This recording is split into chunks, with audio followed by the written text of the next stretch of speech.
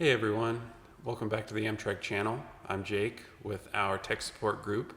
Today I've got a 1416 and we're going to be replacing the main tube for the rear steering kit that's going to apply to our 1412, 1416, 1420, and 1420 XL. So first wanted to show exactly what tube is going to be replaced today. So you have a black tube that connects your linkage rod to your handle. They can break here just underneath the silver collar where the thread moves down. So just wanted to show how to remove this black tube and then replace it with the new one for this assembly. So the tools that we're going to need today are right here in front of us. I have our S wrench that you should still have with your trike. If you don't, a standard Allen wrench will work. It'll be a 5mm Allen wrench on one side and a 6mm Allen wrench on the other. Then I've got a 10mm wrench, a 13mm wrench, and then a large adjustable wrench. So our first step here in the process is we need to loosen this silver collar on the top here. There are two 5mm Allen bolts up here on the right side of the collar. We're going to take our S wrench. We're going to use the small side of the wrench, and we're just going to slide that into these two bolts. We're just going to break these loose. They should be pretty tight. We don't need to remove them all the way, just until they're loose and the collar moves like this. Once it moves like that, we can grab our steering bar, slide it up until it comes all the way out, and set it to the side. We're not going to disconnect our brake. We don't need to do that today. So here's our collar. This is loose. It should just slide right out. If your post is broken, the reason you're replacing it, this black tube that's sticking out here will likely still be in the collar or will fall out during the process. So now that we've got the collar out, we're going to go ahead and start on the lower bolt here that connects the linkage rod to the bracket on the bottom. We're going to use our 10mm wrench. On the top of this black plate here, there are going to be flat sides just underneath this rubber grommet.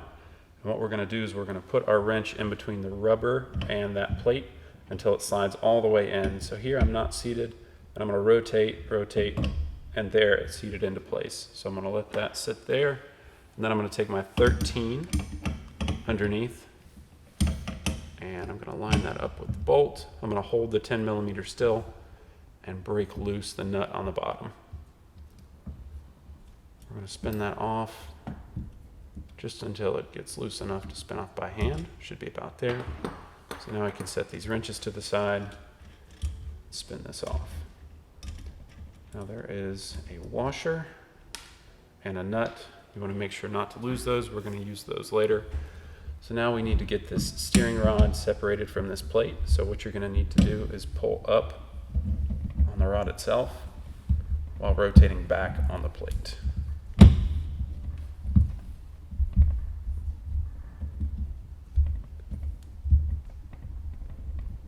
it can get a little sticky.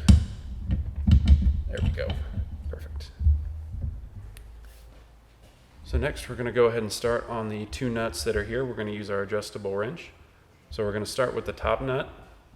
So we're going to adjust this wrench until it'll slide over this nut. We want to just loosen the top nut first. So I'm going to hold the wrench still and spin this bottom bracket. These are standard threads, so you're going to go lefty-loosey. And because of the limited space up top, I'm spinning the bracket on the bottom and holding the adjustable wrench still.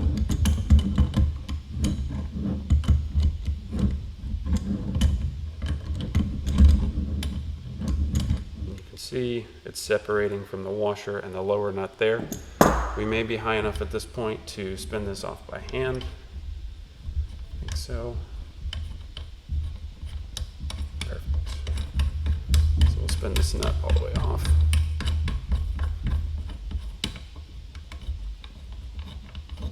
Okay. Now we have a washer and our lower nut that are left in here. Should be able to get this loose by hand, so we'll need the wrench for that. And it's already started to come loose, so we're just going to do the same thing we did with the top nut. We're going to hold the lower nut in place and spin the bracket around so that it will come loose.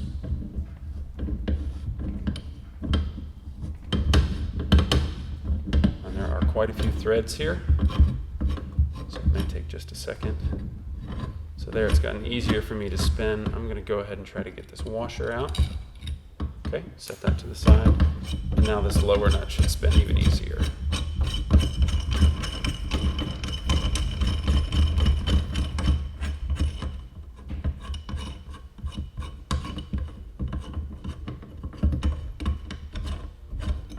Okay, so we can set that to the side.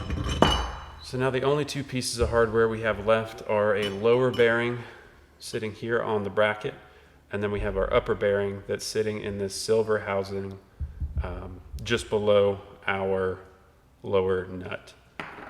And one thing to note here, we're going to be reinstalling this bracket, but you're going to be throwing out your old and installing the new. So what you want to make sure of is this bearing that's currently installed on this bracket.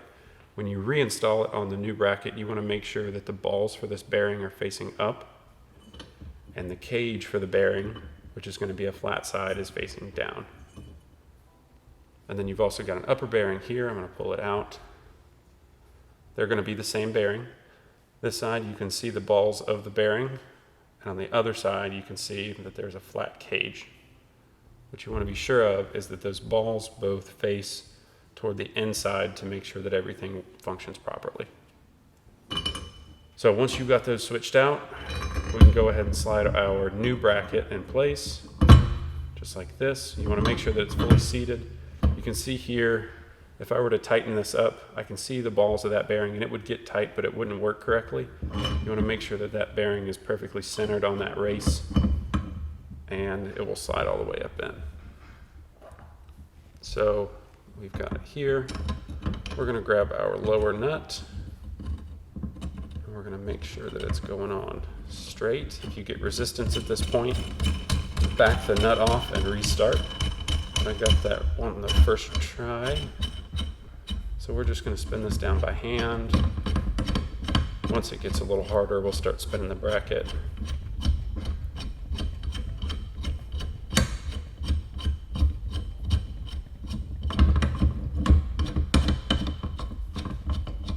At this point, you see I've still got plenty of movement here. I don't want any of that movement, but it gives me a chance to check and make sure that my bearing's fully seated on the lower here, and it looks like everything's good. So now I continue tightening just by hand until this bottoms out. Perfect. So at this point I can spin this freely. I don't have much resistance, much drag on those bearings, but I also don't have any lateral play. I'm going to demonstrate what that lateral play looks like. So I've just loosened this nut a little too much. You should be able to hear that noise, and you might even see this tube moving just a little bit. That's just, it's not going to work correctly, so I'm going to tighten that back up, again, just by hand. And that lateral play is gone, and I still spin freely. So we're going to leave it there, and then as we tighten this upper nut, it's going to draw everything together, tighten it just a little bit, so that we do have a little bit of drag on those bearings, but not enough to cause that excessive play or wear the bearings prematurely. So next is the washer. One thing to note, this washer does have a small tab on it. You want to make sure that that tab lines up with the slot here on your replacement black tube. So we're going to go ahead and slide that down from the top. You can see there I've got it down. And if it doesn't slide all the way down, you're going to use this top nut here. And again, being very careful not to cross thread this. You want to make sure that it goes on easy. So what I'm doing is I'm actually turning this bracket backwards and then turning the nut forward until it fully seats. So again, I'm going to spin this down by hand as far as I can. And there I just hit that washer. So to get past that washer, I'm turning this bracket, and there's a little bit of grease on here, so I'm not able to hold this. So what I'm going to do is grab my adjustable wrench, lock that down, and then turn the bracket to draw that top nut down.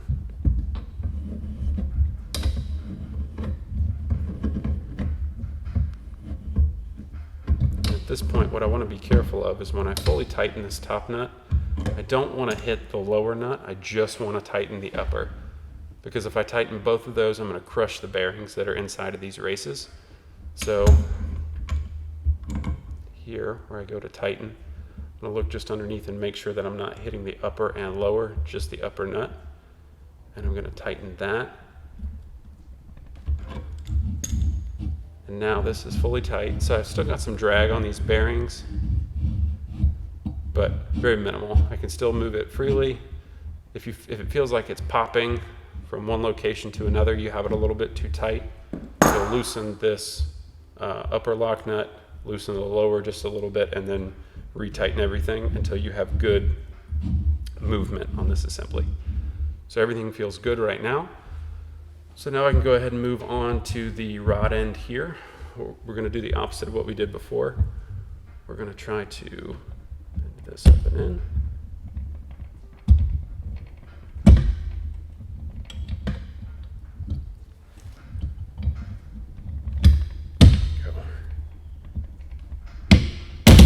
Perfect. Okay, so now we're going to grab our washer and our lock nut that go just underneath here. We're going to do washer first, and then we're going to install the nut just underneath it. And we're going to install these by hand. And you'll see in between the rubber grommet here and the black plate that the flat sides here are spinning. That's because of the nylon on the bottom of the nut. So this is not fully tight. You're not going to stop here. You're going to grab your 10mm wrench, and you're going to find those flat spots again. Grab your 13mm wrench and use this 13mm wrench to finish tightening the assembly together.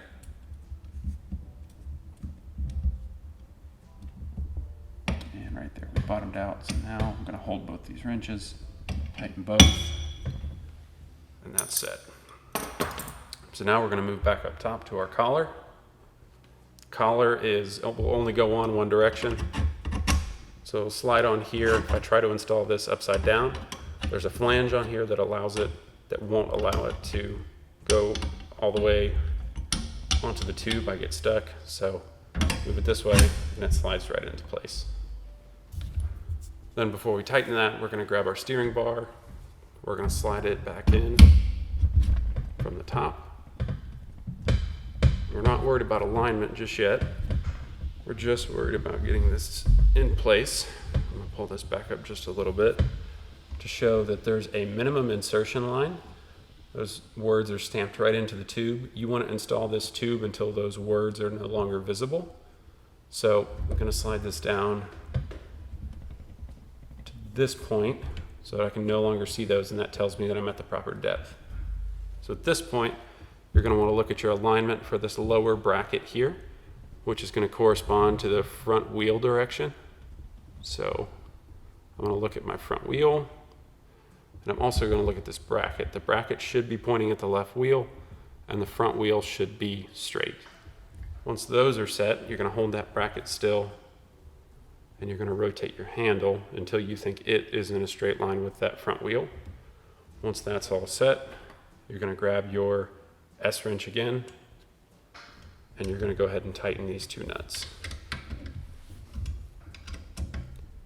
So I'm going to tighten the top one just a little bit, just snug. Then we're going to do the lower. We're going to go a little bit tighter on the lower than we did the upper. Back to the upper. And again, a little bit tighter. At this point, it should be getting pretty tight. You don't want this to spin. Back to the lower. And now make sure both of these are completely tight. It's going to ensure that that handle is not going to spin. And the way you know that everything has worked is as you turn this handle here, you'll see that front wheel move on this trike. So it appears we've done everything correctly. So thank you all for joining us for the video today. And if you have any questions for the Amtrak tech support team, feel free to let us know. Thank you.